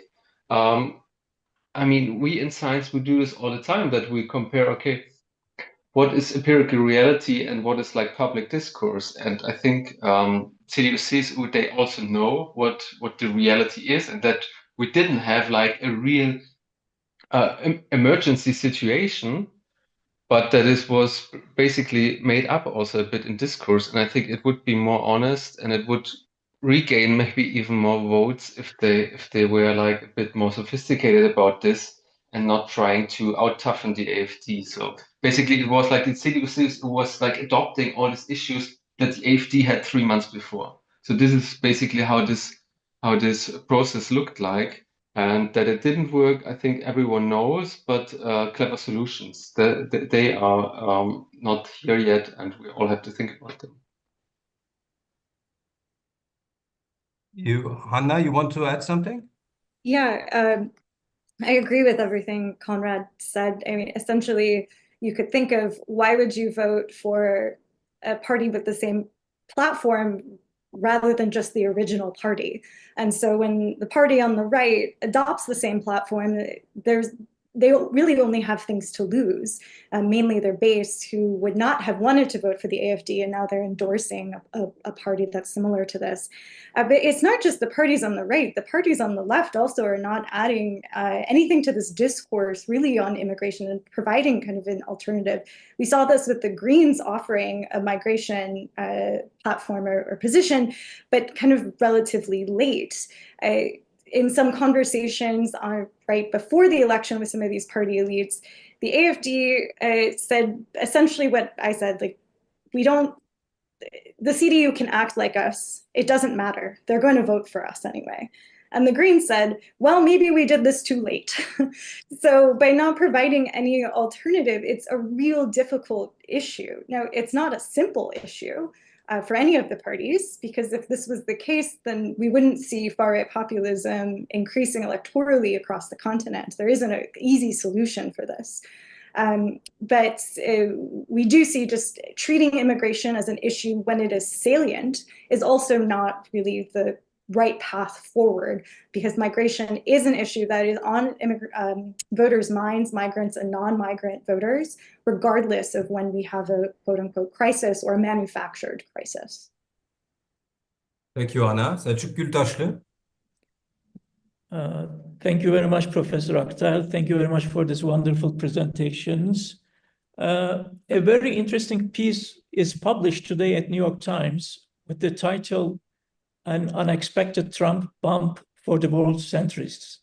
It argues that Trump has galvanized support for moderate leaders and unified Europe rather than empowering far right. And a professor from Oxford in the same piece is saying Europe may have passed its moment of peak populism. My quick question is, do you agree with these assessments? Actually, Selçuk, I will follow up on that, because I had a similar question to the panelists, and now with economically speaking, we will be seeing a Keynesian boom with the defense expenditures, as you all know, and there will be more job, more money in Europe for decades probably. One, two, the pro-Russian tropism of all these extreme right populist parties will have no reason to exist anymore, because Russia is presented and has risen again to the old Cold War position of the biggest threat. So within this framework, frankly, I don't see any bright future for these populist parties. Who would take the Eric? I think that's a very intriguing hypothesis that maybe we have reached the or beyond the peak of populism.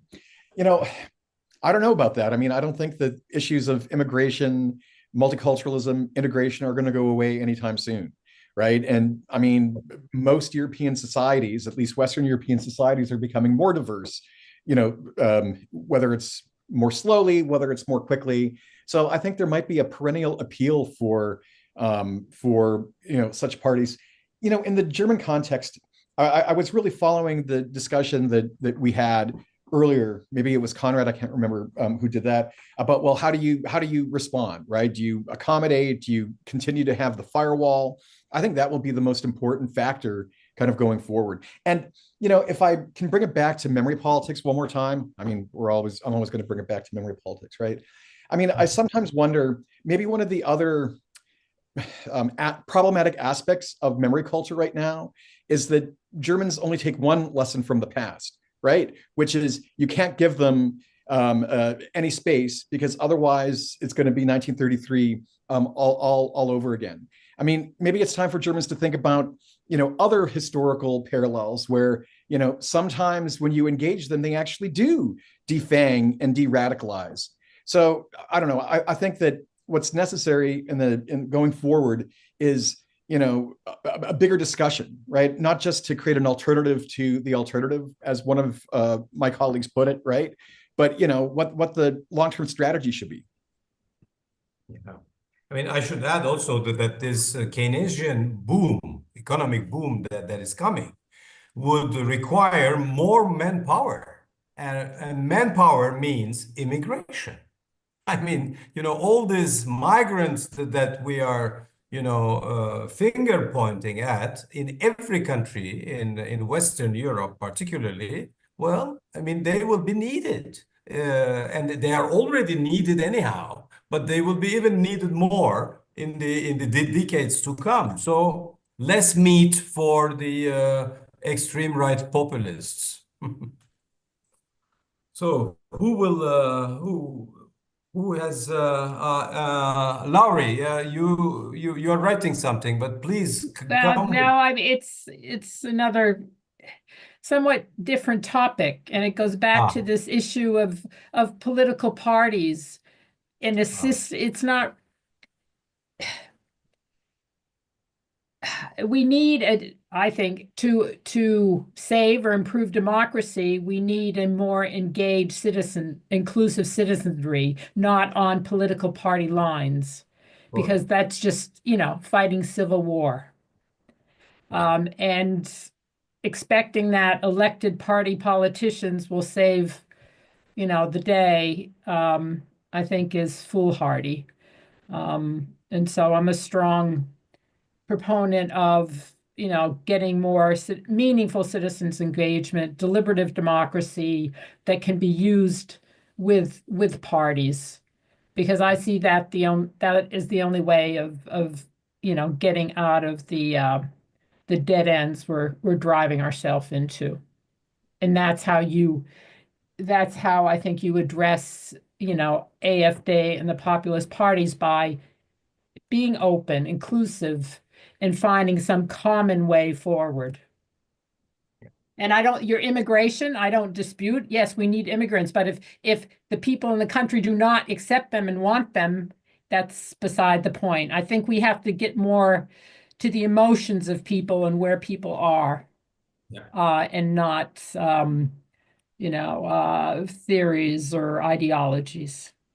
Anyhow, I'll leave it there. And I did recommend a couple of highly recommended books in my Dan von Raybrook Against Elections, and John Alexander's Citizens are highly worth reading. Excellent. Eric, yes. Sorry, I just wanted to bring something else up that we've only tangentially discussed right now, which is the information environment. I mean, we did talk about how, the crisis of immigration is largely manufactured. I think Sabina mentioned Maximilian Krah's TikTok and stuff like that, right? But, this is increasingly a problem, not just in Germany, but across the world, certainly in the United States, that there's propaganda and misinformation all over the internet. And for whatever reason, the right populist parties seem to be just masterful at being able to, use social media and all these new technologies and things like that. So, I mean, I guess the point that I would make is, I'd be interested in some of my colleagues' responses. Why are the mainstream parties so poor with this kind of communication and social media? And, what can be done to, I guess, chip away at the advantage that right-wing populists have? And one other point to that, one of the reasons that the left party did so well was precisely a very kind of like masterful social media campaign with a younger face and everything like that. So here we have the far left and the far right, using these technologies masterfully, but the mainstream parties can't. So I don't know. Any thoughts on that? Any thoughts on that, Kai? Just a thought. First, you're right. The AfD is dominating social media in Germany, at least as far as Twitter is concerned.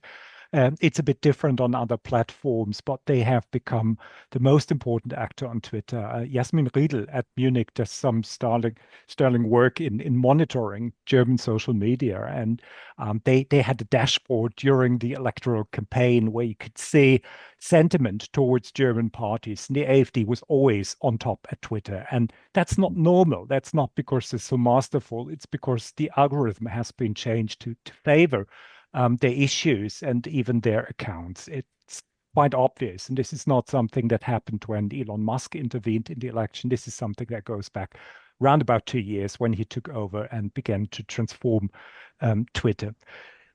My second point, you've already mentioned the left. Yes, they know how to play that game.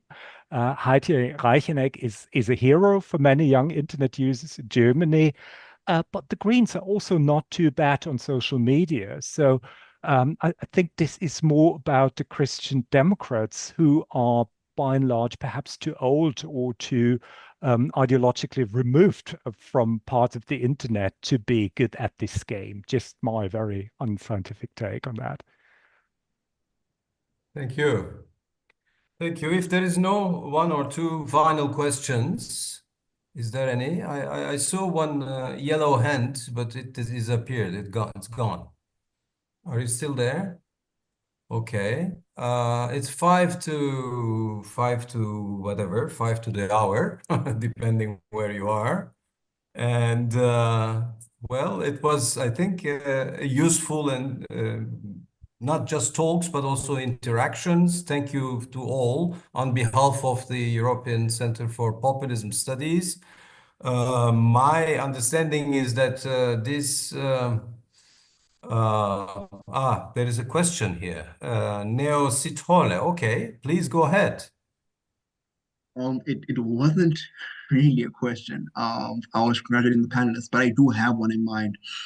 It Please. unfortunately doesn't have much to do about the presentation, but I am curious the what the new post-election political setup in Germany means for European politics and what the increase in AfD votes means for European democracy overall.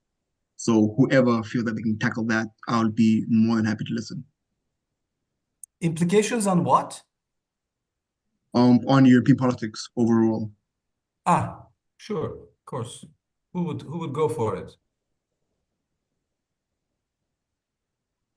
Anna, you are working also on Europe. Sabine. Yeah, I will say, but only a few words, because of course European politics so broad, right? We need to differentiate a bit which area.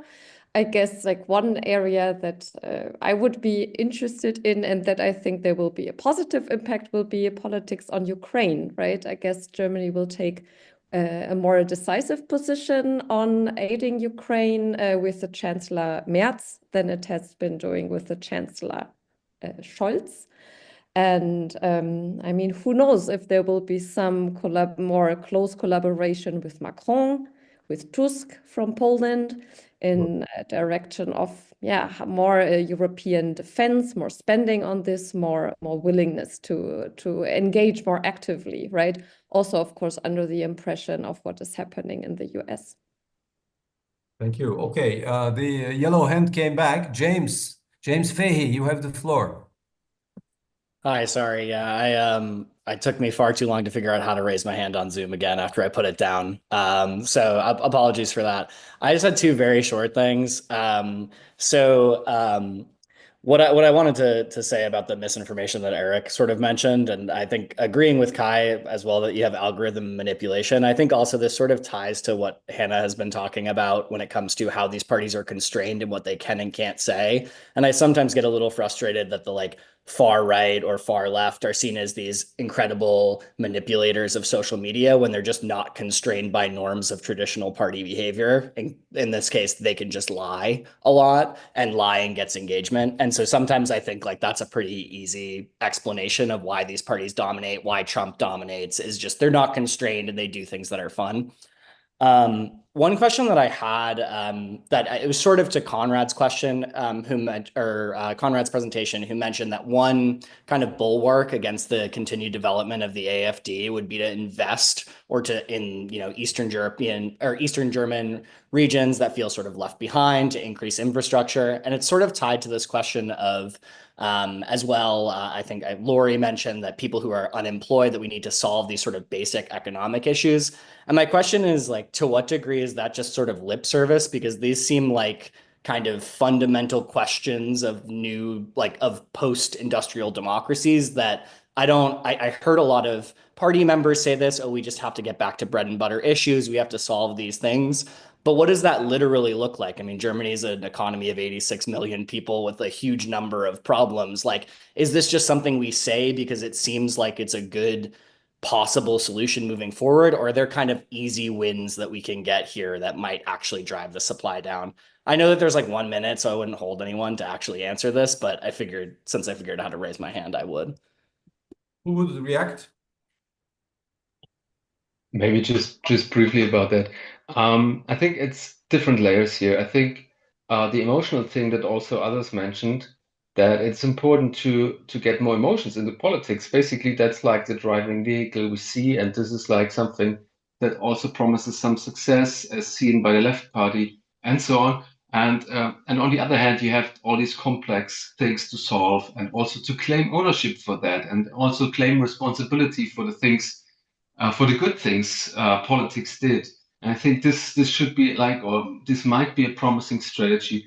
Did you do good things and talk about this more, maybe even in a more populist and emotionalized way, but at least do not leave the stage for all this negativity, deflecting, and making people anxious and insecure about things. This is what populist radical right parties do, and maybe we see at some point that mainstream parties are able to do the opposite. Mm-hmm. Mm-hmm. Who else would react? Otherwise, I will close the session. And we have an expression in Turkish. We say, when you cook rice, when there is not enough water, we say this rice might absorb more water, which means that I apply this to AfD, and I'm sure that this issue will make us talk and search and reflect for many more years. Thank you all. Thank you on behalf of the ECPS, and see you all at the next panel of the ECPS. Thank you.